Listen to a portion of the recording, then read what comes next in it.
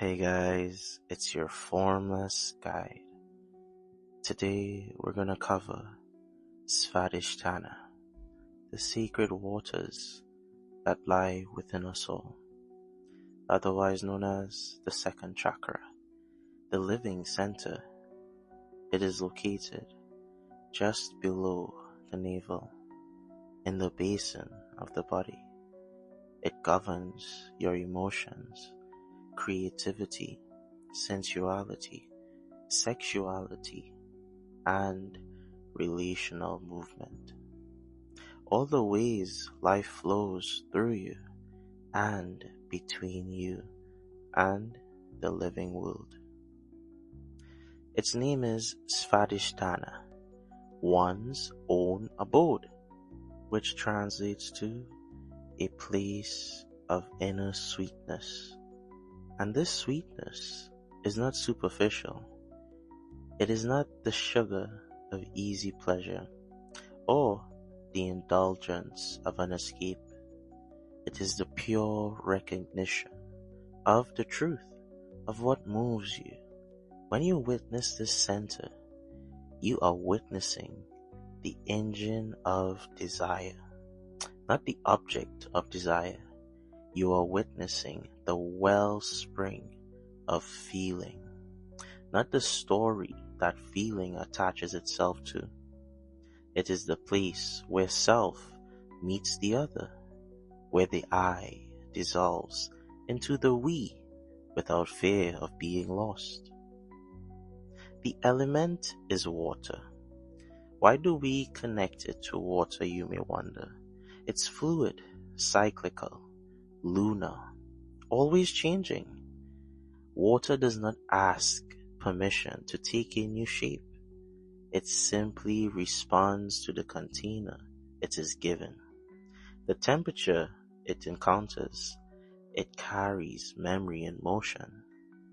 Think of the river.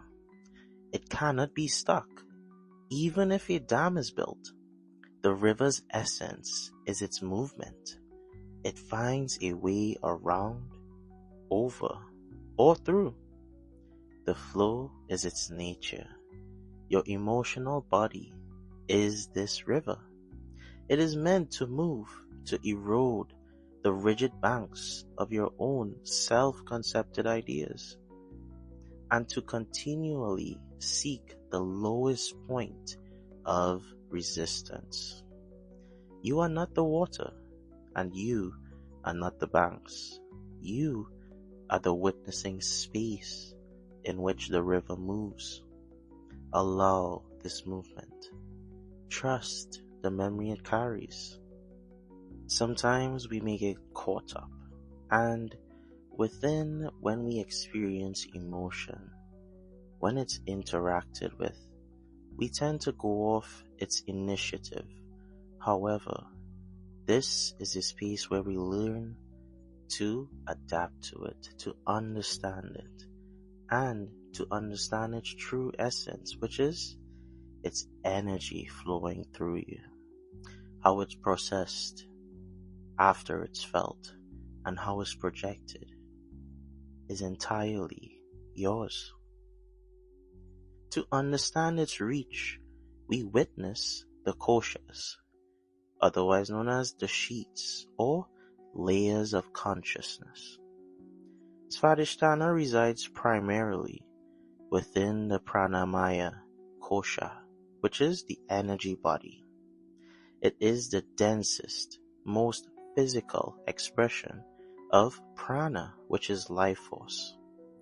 After the rooting of the first chakra, it is the quality of life force that allows for movement and sensation, distinct from the rigid structure of the physical body.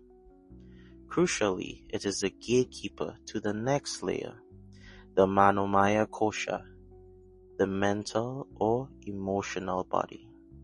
The water of Svadhisthana is the very current upon which your thoughts and judgments, manomaya, float.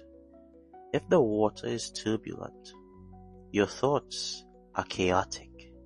If the flow is clear, your mind has access to stillness.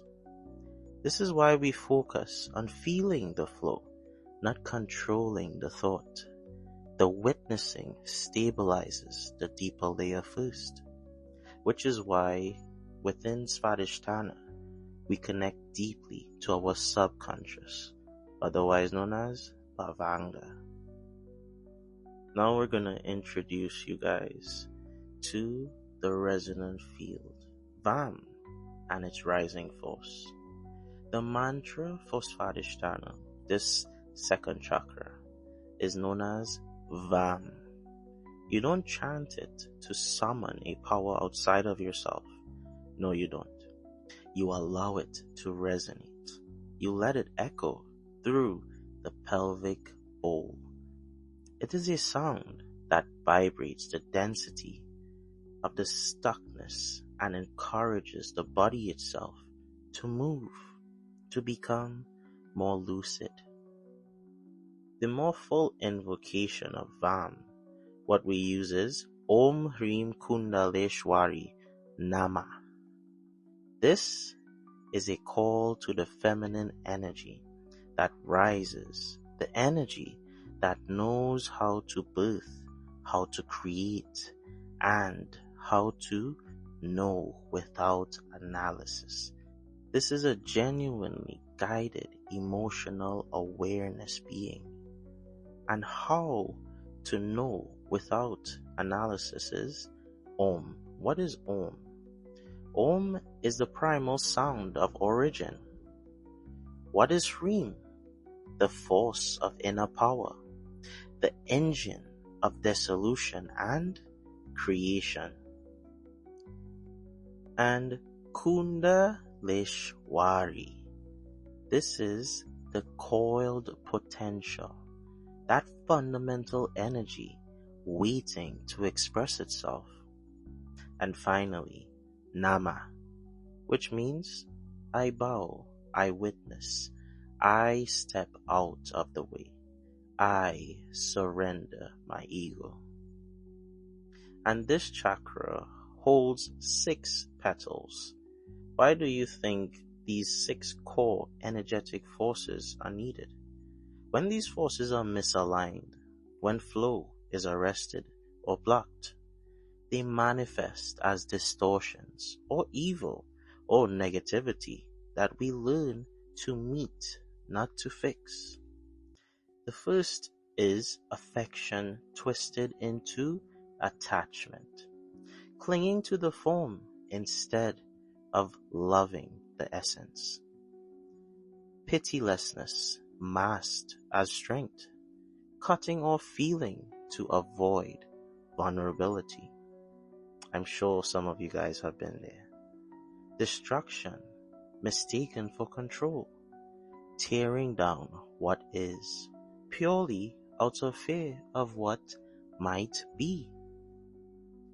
Fourth, delusion dressed as clarity, mistaking a fixed belief for the fluid truth.